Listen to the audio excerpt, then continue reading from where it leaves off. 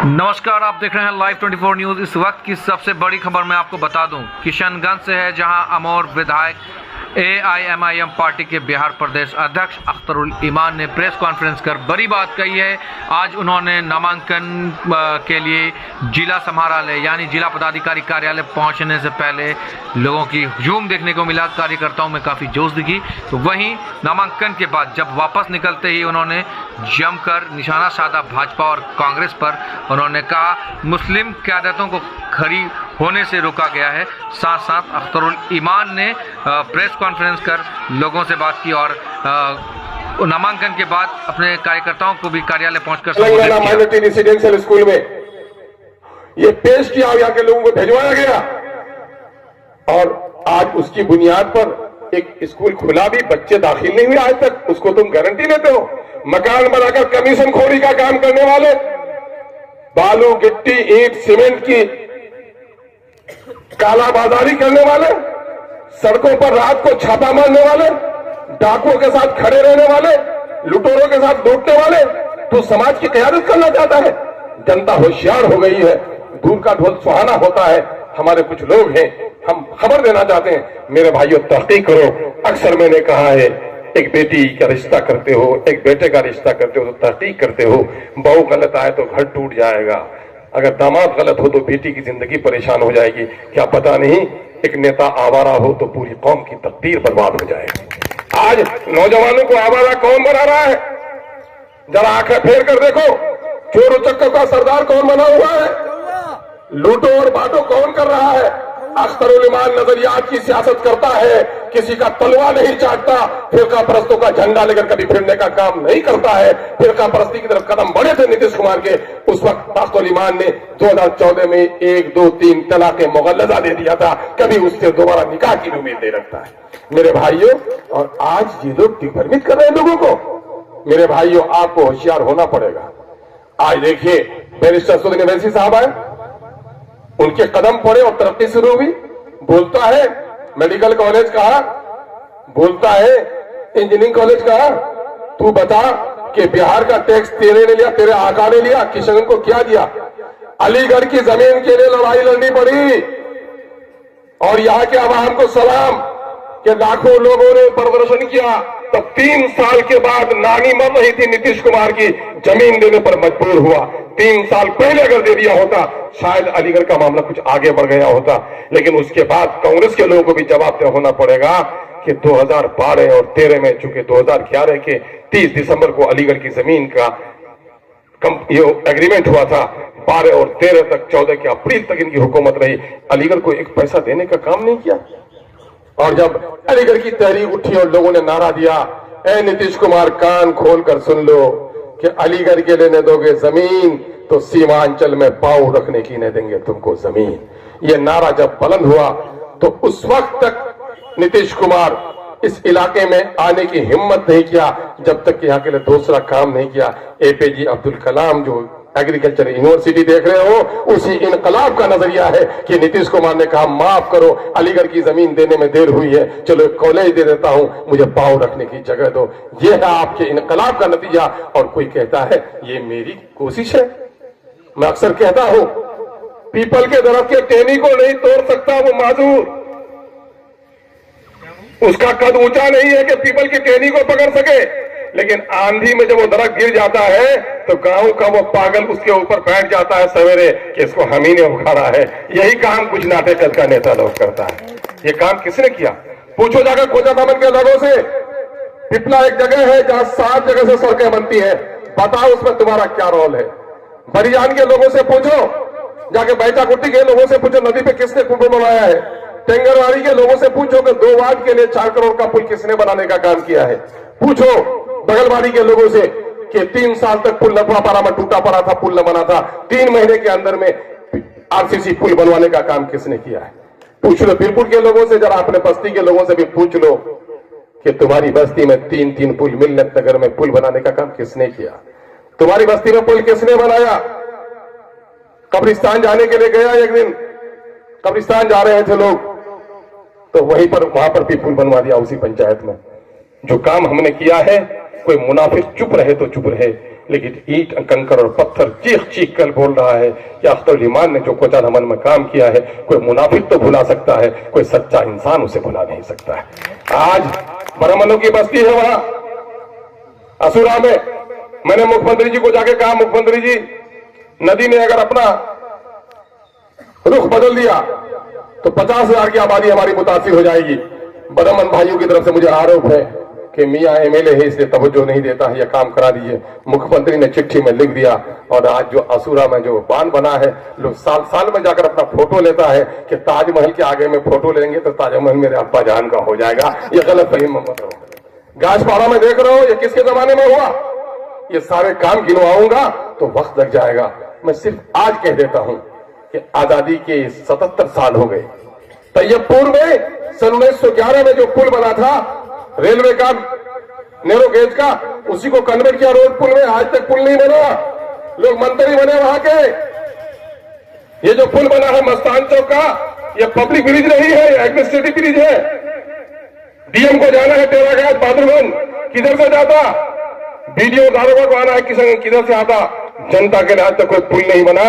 लेकिन अपने भाई को मुबारकबाद दो कि आपने इनको इजाजत दी कि जाओ, तुमने अपने घर में चिराग जलाया है, अपने पड़ोस में जहां पे जाके चिराग जलाओ। मैं सलाम करता हूं अमर पैसा के लोगों को कि उस वक्त जब मैं बेरारवी का मेरे सामने में कोई मंजिल नहीं थी, उन भाइयों ने मेरा बाजू पकड़ा और अपने यहां ले जाकर मुझे खड़ा किया।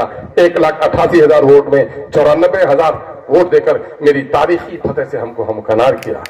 और आज तो कभी सोचा नहीं था लोगों सपने में, आज मानंदा नदी में यही कान की बरारों के नजदीक अभयपुर को जोड़ने वाली 1 किलोमीटर 113 मीटर 2 करोड़ 7 लाख की लागत से पुल बना है। विकास पुरुष कहने वाले तुमको नहीं सुझा कि हम बना दें? मुख्यमंत्री के आगे पीछे, घर के आगे पीछे लुकुर लुकुर करके फोटो भेजते हो, नहीं करा सकते थे मुख्यमंत्री से काम? ये काम तो करा नहीं सकते हो। सोशल मीडिया में कुछ लोगों को हमनवा बनाकर दलाली करके लोगों को दिग्भ्रमित करते हो, ये दिग्भ्रमण का काम नहीं चलेगा। मैं पूछता हूं बिहार की सरकार से, केंद्र की सरकार को प्रपोजल भेजने के लिए कहा कि यहाँ 200 एकड़ जमीन लगभग पाटकोई के पास है, एम्स के लिए प्रपोजल भेज दीजिए। बिहार की सरकार ये भी भेजने के लिए तैयार नहीं है। मेरे भाइयों, पट्टे में लोग जो बैठे हुए वो सीमांचल को आगे बढ़ने नहीं देना चाहते। मैं रिपोर्ट बता रहा हूं अभी आपको, 13 करोड़ का बिहार हो गया है, 2 करोड़ 31 लाख मुसलमान है, इसकी नौकरी में हिस्सेदारी 3,68,000 होती है।